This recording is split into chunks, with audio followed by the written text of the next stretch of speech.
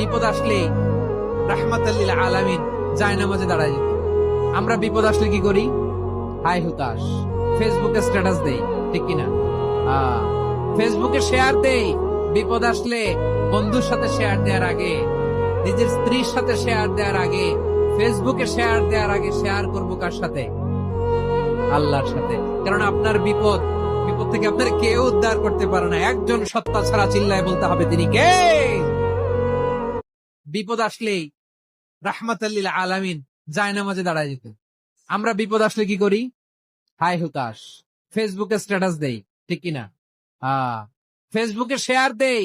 বিপদ আসলে বন্ধুর সাথে শেয়ার দেওয়ার আগে, নিজের স্ত্রীর সাথে শেয়ার দেওয়ার আগে, ফেসবুকে শেয়ার দেওয়ার আগে শেয়ার করবো কার সাথে?